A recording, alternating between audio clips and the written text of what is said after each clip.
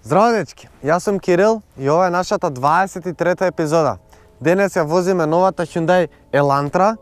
Некои велат одличен семеен, некои велат одличен бизнес автомобил. Јас велам направете subscribe сега на нашиот YouTube канал и ќе видиме што точно е, а и што се нуди. Ајде да видиме. Ова е новиот дизајн на новата Elantra. Добива некои измени, некои освежувања, некои промени. Некои го сакаат, некои не го сакаат. Новиот преден изглед, искрено на мене, на моменти ми изгледа чудно, да ќе се согласам, на моменти ми се допаѓа. Чудно ми изгледа, бидејќи изгледа доста остро, особено со овие фарови напред. Ми се допаѓаат овие долни делови од бранникот, кои што изгледаат како липче, спортски. Најмногу ми се допаѓа тука позади, бидејќи иако е седан, има некоја купеовска форма. Ми се допаѓа на багажникот оваа линија тука што е купена. Ми се допаѓаат задниве светла, исто така и овој заден дифузер. Изгледа чудно, признавам.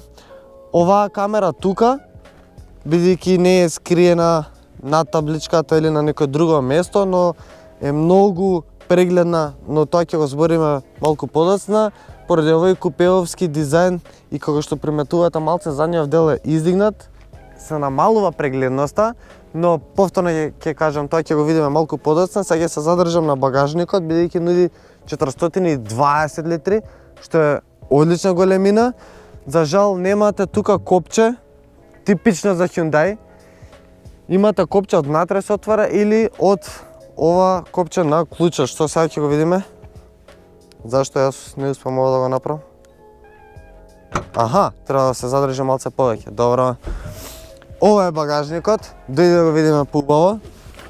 Прилично е голем и мислам дека ќе ги задоволи потребите и за семен и за бизнес автомобил. Тука од оздола имате голема остава, во моментов е оставено мало резервно тркало. Немате куќи за качалки, немате ниту приклучок за струја. Ми се допаѓа тоа што можете ги спуштите седиштата од тука, наместо круџите околу автомобилот, и овие рачки ме потсетуваат на Jaguar. Има буквално исти вакви рачки. Ајде сега да видиме напред што има, односно прво ќе продолжиме со задниве седишта. Тука позади имате прилично голем простор и за нозете, и за главата, но за нозете најмногу. Имате простор и под седиштето, можете ги ставите нозете и да ви биде уште покомотно и уште поудобно возењето и на подолги дестинации. Дефинитивно оваа големина одговара и за семеен и за бизнес автомобил. Седиштата од позади ги спуштивме точно, но не се спуштаат, односно треба ги бутнете со куферите од позади, инаку треба сега да ги вратам за да се наместат на место. За оние што ќе го користат како семено возило, треба да знаат дека имаат ISOFIX куќи, но треба да ги најдат некаде под седиштето.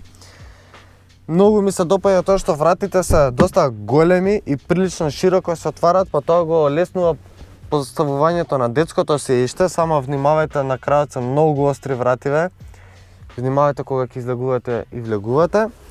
На средниот дел тука имате отвори за вентилацијата, доле немате USB портови, што за семеен автомобил мислам дека ќе биде проблем, бидејќи децата кои ќе играат на телефони, кои ќе снимаат батерија, ќе почнат да ви кенкаат.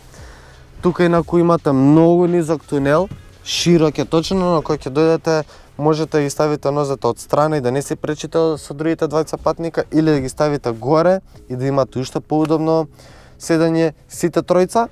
Инаку имате наслон за раката со две остави за шишиња, имате остава и во вратата и кај едното, односно кај совозачкото седиште, нема кај возачкото, тоа не ми е јасно. Имате и закачалка тука горе и сега може да одиме напред да видиме и таму како е.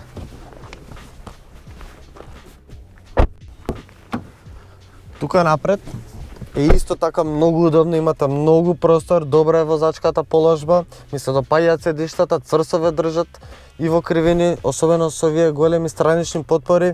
Ми се допаѓа и воланот, и на дизајн, но и за држење. Самиот дизајн на интериерот е окей, не ми се допаѓа најмногу поради овој дел на екранот, мале, би сакал да биде малку поголем, инаку ова е 7-инчен екран. Работи најдобро до сега што го имам користено.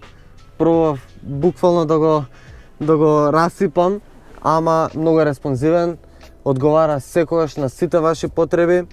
Овие копчиња ме потсетуваат на Kia, но тоа е многу нормално, бидејќи Hyundai и Kia се буквално една иста компанија. Имате можност да го приклучите екранот преку Apple и Android телефони, тоа го правите преку овие USB приклучоци, имате и два приклучока на 12 волти струја, имате остава за телефонот, имате голема остава и тука под наслонот за раката, дури тука имате USB порт, имате две остави за шишиња и пепелара, се договоривме, нема пушење во кола. Имате мала остава тука кај вратата и тоа би било околу практичните работи. Имате многу меки материјали тука горе, надоле се малку потврди, исто така и од страна.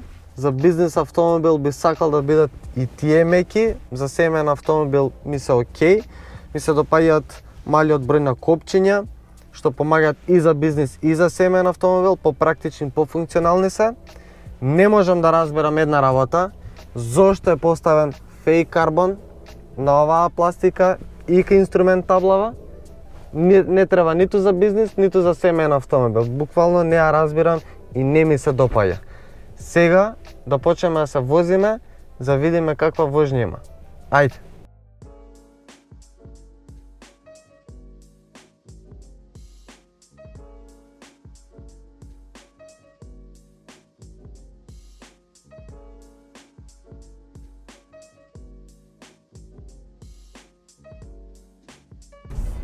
Добро луѓе, дали само јас сум волкав баксус веднаш што ми испарам кола и веднаш што почнам да снимам да почне и да врне? Страшно. Се вратиме сега на темава. Вожњата на Елантра е мека и удобна. Да, не очекувате да биде како премиум моделите, пример како Volkswagen или Audi, да бидат забавни во кривина и да имаат мека вожња на дупки. Блиску се, многу се блиску. На многу добар пат се и тие да имат таква вожња. Зборот што би го искористил во моментов за вожњата на Hyundai, мислам дека би бил нежен. Да, дефинитивно нежна е вожњава. И не е во смисла на кршлива, на расиплива, туку во смисла на нежни контроли, на меки, на внимателни и прецизни. Такви се педалите, воланот и менувачот. Менувачот многу е добар. Многу е нежен, многу е лесен. Мислам дека доволно е само да го наведам каде треба да оди и сам влегува во брзина. Инаку ова е 6 степен мануелен менувач и заедно со моторот 1,6 литарски бензинец со 130 конски сили, мислам дека се одлични и за моќност и за економичност. Всушност не очекувате да биде најстартен, бидејќи нема турбо, што е многу нормално, но има доволно перформанси за да ги задоволат сите потреби да имате една убава и една релаксирана вожња.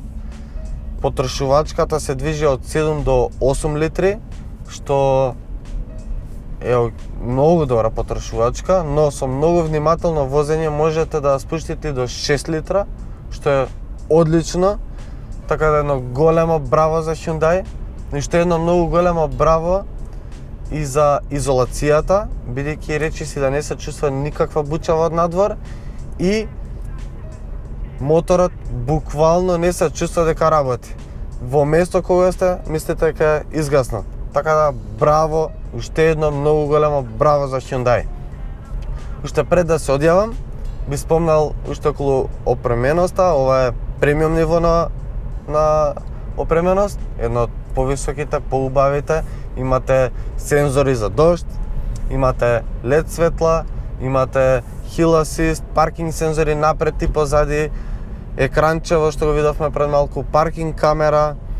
Ја имате и оваа остава за научери што мислам дека најспоро се отвара до сега што сум ги видел сите вакви остави. Би се вратил уште еднаш на екранчето и паркинг камерата, бидејќи се навистина многу добри, воопшто не кочат, воопшто. Имаат многу добар квалитет. Камерата е една од најчистите што сум ги видел до сега. Навистина помагаат многу за прегледноста, бидејќи како што кажав и на почетокот, поради закосениот дел позади, прегледноста малку е намалена, не гледате се што има позади вас, но затоа се тие тука да ви помогнат, да ви покажат и навистина одлично функционираат. Ценава за целиот пакет чини 17.000 евра и тука би се одјавил. Тоа беше новата Елантра, финалист на Златно тркало. Оставам на вас вие да одлучите за која категорија најмногу одговара. И секако, следете не, следуваат многу нови епизоди. Направете сабскрип на нашиот YouTube канал, бидејќи ни значи вашата поддршка и се гледаме. Чао!